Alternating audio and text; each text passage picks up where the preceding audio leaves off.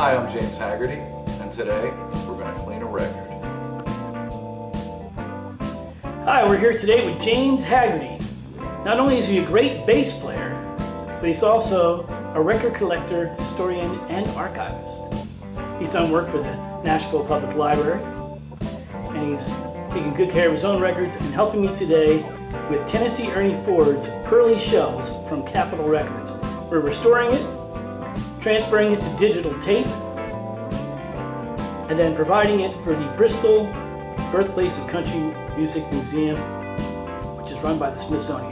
Hags, show us how it's done. All right, well, you start with your record cleaning fluid. Take 2.5 milliliters, which is apparently the recommended dose of cleaner. I did it a little bit more. And you squirt that on your record. This is how I do it anyway. I like to clean it first before I put it on the vacuum machine and then clean it again.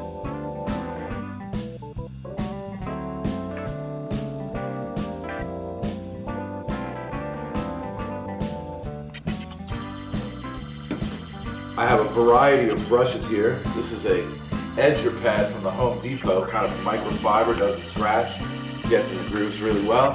I like this one, it's the same thing, but it's smaller, and I can really get in there. And then I use this to make sure I have an even coat, the disc doctor. I'm sure you've all seen those before, and then this you use for the final process on the vacuum machine. So, kind of just get started.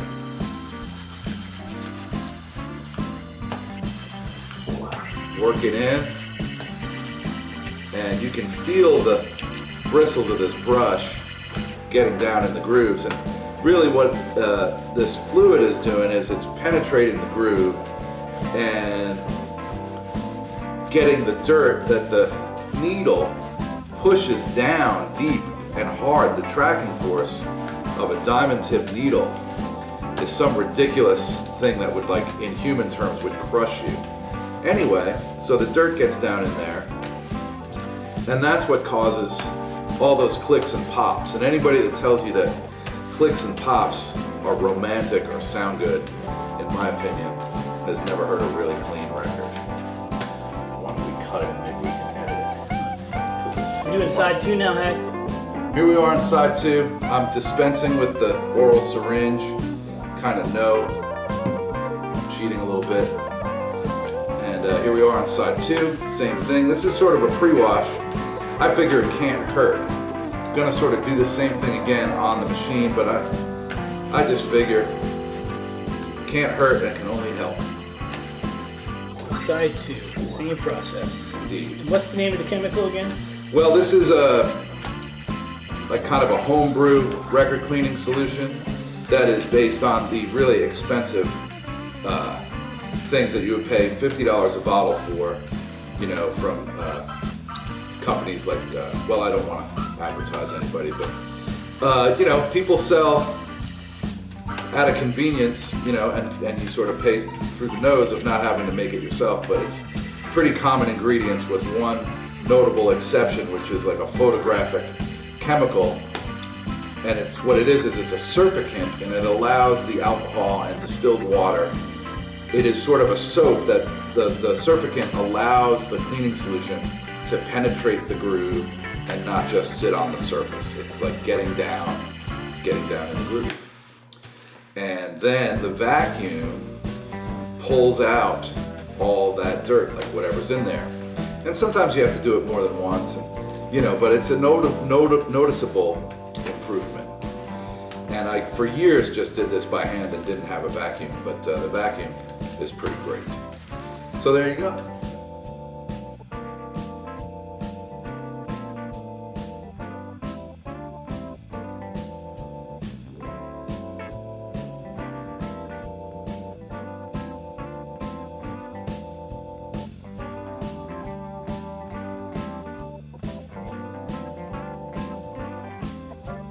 Vacuum. It's a manual version, inexpensive.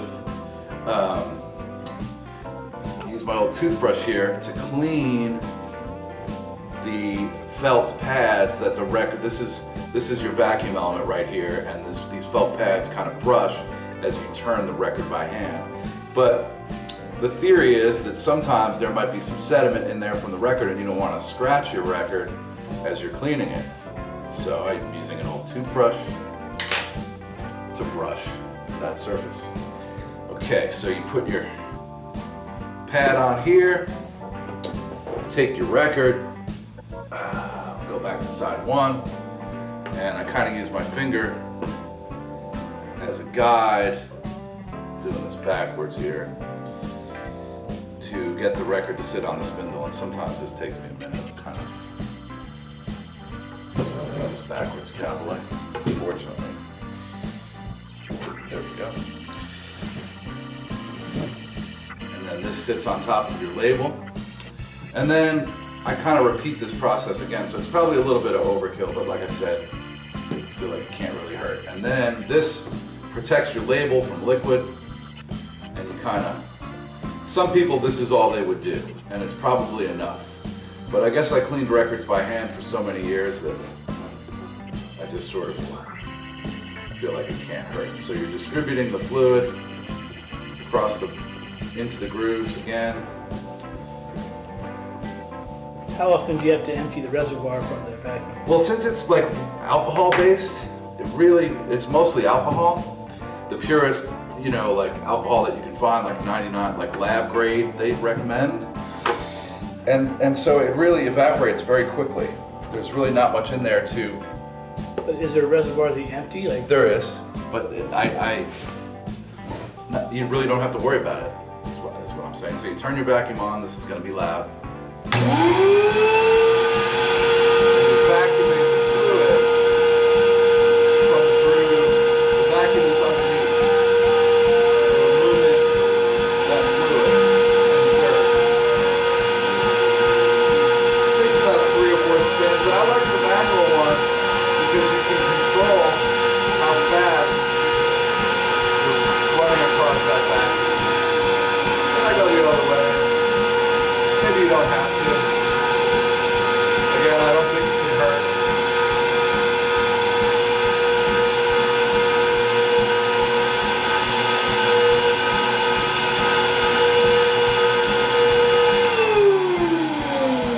And I don't know if you can see this on the camera, but that's real clean. That is a clean record. Yeah, man.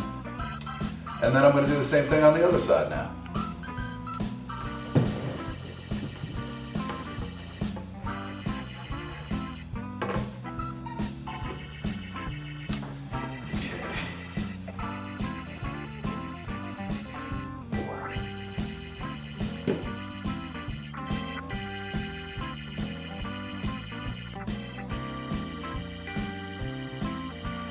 Vinyl is pretty tough, and as long as it's not all scratched up, because this won't do anything about scratches, but it will clean dirt, which is what causes a lot of those clicks and pops. And once you remove those, the record literally really blooms. You really hear what's on the record, and your ear isn't distracted by all that surface noise. And that's what a really good record is, just a clean, and if it's a great recording, it's just, there's nothing like it. You really hear what was going on in the studio, I think. That's my opinion. And I think this was recorded in Hawaii. Ah, So you get to hear what was going on in Hawaii. that's cool. He actually went to Hawaii and did it with Hawaiian musicians. Nice. Well, this will be fun to transfer. All right, and then what I do, so I'm going to vacuum this side, and while I'm doing that, this is distilled water, and I'm just hitting it with a rinse. Again, don't necessarily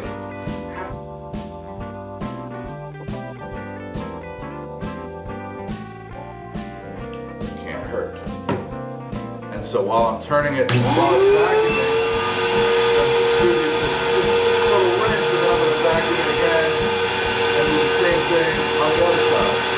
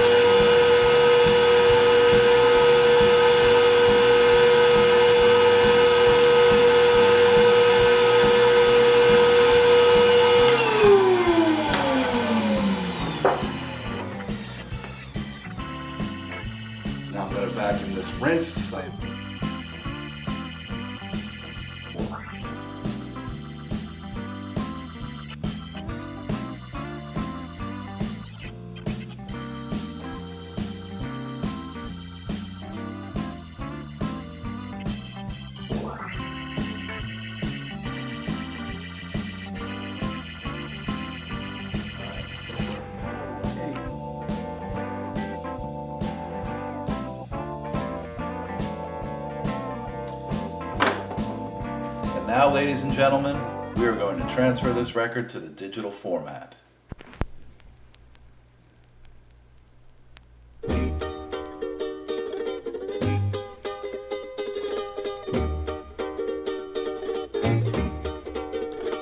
Pearly shells from the ocean, shining in the sun, covering the shore. When I see them, my heart tells me I love you more than all the little pearly shells. For every grain of sand upon the beach, I've got a kiss for you, and I've got more left over for each star that twinkles in the blue. Pearly shells from the ocean, shining in the sun, covering the shore. When I see them, my heart tells me